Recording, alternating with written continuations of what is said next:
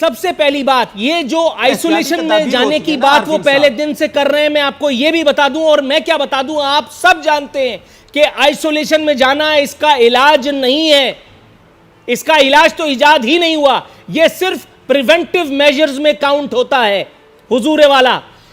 इसमें पेशेंट को वेंटिलेटर की जरूरत पड़ सकती है, और ये एटमी ताकत, ये हमारा पाकिस्तान अर्ज़े पाक इस लायक कतई नहीं है कि खुदा न खास्ता अगर यहां पे इस किस्म की कोई संजीदा सूरत हाल, अल्लाह माफ करे, मेरे मुंह में खाक पैदा हो गई, तो ये मुल्क, मैं और आप इस एक सूरत हाल को झेल सकें, तो ये वजीर आजम और इस हुकूमत की और आपकी और मेरी नाकामी है या उनकी बसीरत। दूसरी बात, आपने कहा कि इंटरनेशनल कम्युनिटी प्रेशर पड़ रहा था कि हम बैरून मुल्क से पाकिस्तानियों को क्यों नहीं लेते। हुजूर वाला, आपके कानों में सिर्फ ईरान से आने वाले मुसलमानों की सदाएं सुनाई देती हैं, आपको चाइना से आने वाले मुसलमानों की सदाएं सुनाई नहीं देती। आप लोग अकल के अंधे या कानों के बहरे तो नहीं है माजरत के साथ। ये इत्तेहाद बैनुल मुस्लिमीन की जो बातें आप लोगों के कानों में डाल दी जाती हैं, आप इसको आधी ही सुनते हैं। मैं अगर मजीद कुछ बोलूंगा तो फिर मुझ पर खुदा न खास्ता कोई और प्रोपेगेंडा करने का इल्जाम लगा दिया जाएगा। सर, ये बहुत ऑब्जेक्शनेबल बात है। ये वजीर आजम क्या बहुत मसरूफ हैं आजकल, क्या कोई मसरूफियात क्या है उनकी? क्योंकि आजकल तो सिर्फ कभी कभी आते हैं, खुतबात फरमाते हैं और उसके बाद ये जा वो जा। खुतबात भी अब तो यकसू हो गए, मेरा ख्याल है वो तकरीर नवीज़ की भी छुट्टी हो गई है, अब ज़्यादातर एक्सटेम्पोर, ज़्यादातर क्या मतलब, अब टोटली एक्सटेम्पोर पे ही गुजारा है। तीसरा खिताब है, तीसरे खिताब में फिर वही लंतरानी है जो कई मरतबा जिसके ऊपर मैं पोस्टमार्टम कर चुका हूँ।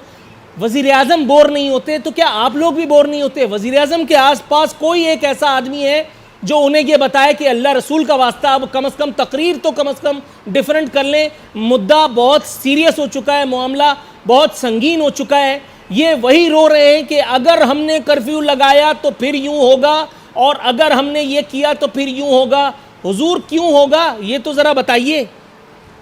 आरफीन साहब, देखें ये बड़ा अहम मसला है और वज़ीर आज़म साहब जो हैं वो इसी में मसरूफ़ हैं, कोई और मसरूफियत नहीं है। ये वज़ीर आज़म साहब की दानिशमंदी है कि पाकिस्तान में आज अल्हम्दुलिल्लाह वो माहौल नहीं है जो खुदा न खास्ता बैनुल अक़वामी दुनिया में है और यूरोप में ख़ासकर है। सबसे पहले लोगों ने इस बात पर तनकीद की कि वज़ीर आज़म साहब क्यों बाहर के मुल्कों से पाकिस्तानियों को वापस नहीं लाते, और आज इस बात पर तनकीद कर रहे हैं कि जी बॉर्डर बंद क्यों नहीं किए और जो बैनुल अक़वामी फ़्लाइट्स हैं उसको बंद क्यों नहीं किया। दूसरे, आपने इंट्रो में आपने कहा कि वज़ीर आज़म जो है अपना कह के चले गए। वज़ीर आज़म साहब की ये बढ़ाई है, मेरे वज़ीर आज़म की ये दानिशमंदी है, कौम का गम है कि वो इन लोगों के साथ, इस अपोजिशन के साथ बैठे, वरना जिन लोगों को हम पहले दिन से चोर कहते हैं, उनको डाकू कहते हैं, उनके साथ कहने को छोड़ दीजिए, वो तो कहने को छोड़ दीजिए, कहने को तो आप लोग बहुत कुछ कहते हैं। अच्छा, कहने को तो आप लोग बहुत कुछ कहते हैं, साबित तक नहीं हुआ, इसलिए वो सब उन बातों पे नहीं जाइए, बिटवीन द लाइन बात करते हैं। जी, वही बता रहा हूं, जो आपने कहा वही बता रहा हूं कि उन लोगों के साथ बैठे, ये कौम का गम था कि उनके साथ अपने ख्यालात शेयर करें। इमरान खान इस मुल्क को फ्रंट से लीड कर रहे हैं, इंशाअल्लाह हालात बेहतर होंगे। लेकिन अगर वज़ीर आज़म कह रहे हैं कि अफरा तफरी नहीं फैलानी है मुल्क में, लॉकडाउन हो चुका है, सूबों को इख्तियार दिया हुआ है, अगर हमने लॉकडाउन की मुखालफत करनी थी तो हम KPK में ये इख्तियार उनको ना देते, हम पंजाब में ना देते। लेकिन हम समझते हैं वज़ीर आज़म साहब ये पहली बात आपको मैं ये बताते हुए खुशी महसूस कर रहा हूं कि इसमें वज़ीर आज़म का कोई कारनामा नहीं है। दो बातें, मैंने पूरी बात आपकी सुन ली और अब मैं आपको हकीकत हाल से आगाह फरमाता हूं। एक तो आपने ये कहा कि इंटरनेशनली, मुझे पूरा करने दे फिर आप मुझे सुनाएं, आप मुझे पूरा करने दे फिर। अच्छा, अभी कुछ बाकी है, मैं दो तीन बातें और जो आपने कही है वो, जी दो तीन बातें हैं। एक, आपने अदालत की बात की, देखें अदालती अपनी जगह उनका एहतराम है, लेकिन इंतजामिया हम है, हमारी हुकूमत है, हमने करना है, हम इस कौम के जिम्मेदार हैं। वज़ीर आज़म साहब ने कल कह दिया कि अगर कोई फैसला होता है तो उसकी जिम्मेदारी मुझ पर है। और तीसरा, आपने कह दिया मुक़्तदर कुव्वतों ने महसूस किया। देखें, वज़ीर आज़म साहब इस मुल्क के चीफ एग्जीक्यूटिव हैं, उन्होंने फैसले करने हैं, वही फैसले हमारे इदारों ने फॉलो करने। जो भी इदारे हैं वो वज़ीर आज़म साहब के मतहत हैं और मिलकर हम मुल्क में काम कर रहे हैं। सर, थोड़ा सा तवक्कुफ कीजिएगा, आपकी बात नंबर 1 जिससे मुझे इख्तिलाफ है और मैं उसको आपकी गोश गुजार करते हुए फिर मैं अपने अगले मेहमान की जानिब जाऊँगा। आपने कहा कि ये वज़ीर आज़म साहब की बसीरत थी जिसकी वजह से पाकिस्तान में आज सूरत हाल जो है वो कदरे बेहतर है। सर, वजीर आजम को क्या इजराइल अलैहिस्सलाम को भगाने का खुदा न खास्ता कोई तोड़ आता है, कोई मंत्र आता है, कोई इस तरह का अमल वो जानते हैं कि जिसको देख करके इजराइल पाकिस्तान की जानिब से कहीं और चले गए? बात नंबर एक, सबसे पहली बात, ये जो आइसोलेशन में जाने की बात वो पहले दिन से कर रहे हैं, मैं आपको ये भी बता दूं, और मैं क्या बता दूं, आप सब जानते हैं कि आइसोलेशन में जाना इसका इलाज नहीं है।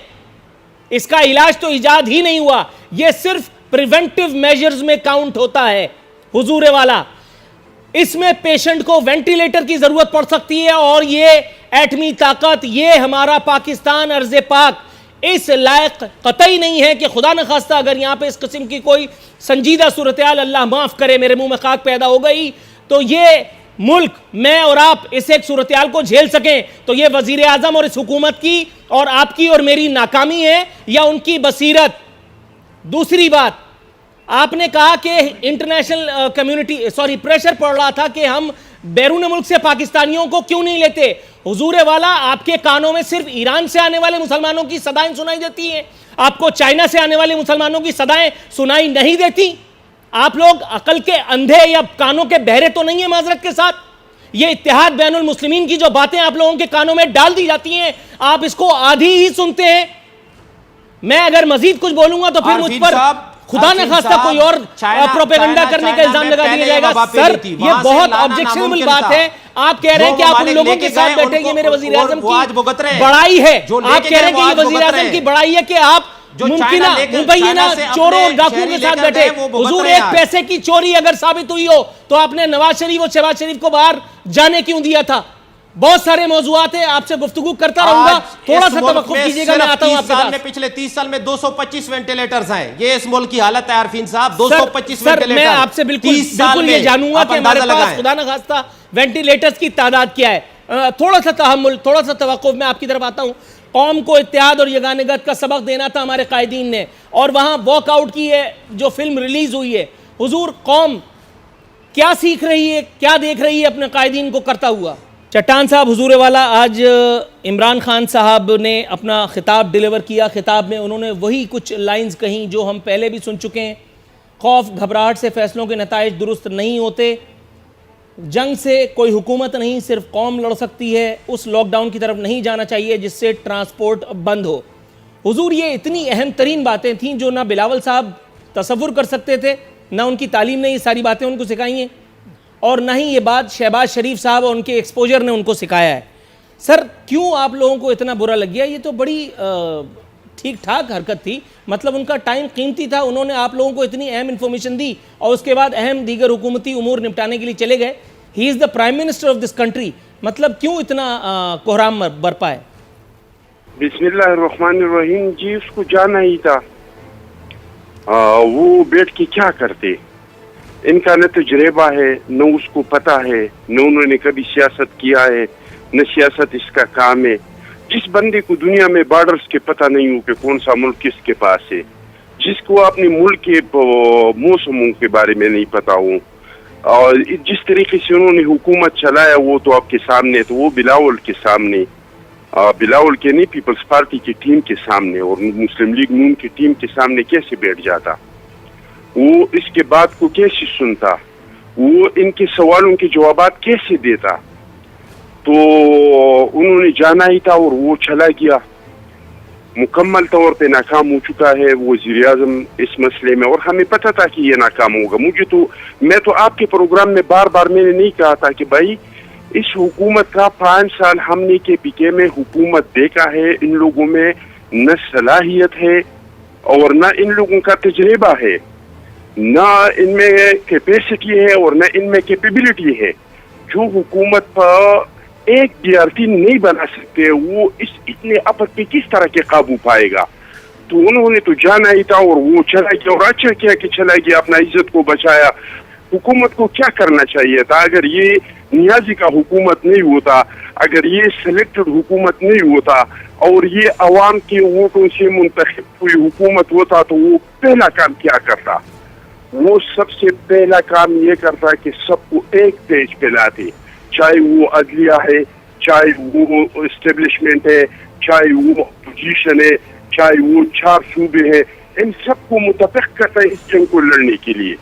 चारों सूबों ने लॉकडाउन कर दिया, आप आज भी और कल भी और परसों भी लॉकडाउन के खिलाफ बात करते रहे। तो कन्फ्यूजन अब सूबों में नहीं है, कन्फ्यूजन इमरान खान साहब के अपने जहन में है। दुनिया ने ये बताया है कि ये बीमारी कंटेजस है, नहीं है, ये छूत की बीमारी है, बंदों के छूने से फैलती है। उसका इलाज ये है कि सोशल डिस्टेंसिंग कर लो, घरों में रहो। आज जितना इन सूबों ने किया है, मैंने चक्री रोड पे आज यहाँ रावलपिंडी में एक गांव में फ़ोन किया, वहाँ एक साहब ने कहा कि यहाँ सब के सब बासी देहाती सोशल डिस्टेंसिंग पर अमल कर रहे हैं, घरों से बाहर नहीं निकल रहे। हालांकि देहात में खुले खेत हैं, सब नहीं निकल रहे, इसका असर हुआ। मैं आज दवा लेने केमिस्ट की दुकान पे गया, वहाँ लोग फासले पे 2-2 मीटर के फासले पे खड़े हैं, इंतज़ार कर रहे हैं। वो जाते हैं, काउंटर पे भी फासले पे है, नोटों पे भी उन्होंने ये सैनिटाइज़र जो है ये लगाया हुआ है, हमने भी सैनिटाइज़र लगाए हुए हैं। तो ये जो लॉकडाउन और ये चीज़ें हैं ये काम आ रही हैं। चीन ने यही किया। आज सबसे जो बेहतरीन और काबिल अमल मॉडल है वो चीन का है। लॉकडाउन, सोशल डिस्टेंसिंग और जो इम्यूनाइजेशन का जो तरीक़ा है वहाँ, जिसे स्लो या पैसे क्या उसको कहते हैं, इम्यूनाइजेशन, मैंने यहाँ कभी लफ्ज़ पढ़ा, पैसिव इम्यूनाइजेशन, उसका तरीका उन्होंने इख्तियार किया है। हमें भी वो करना पड़ेगा।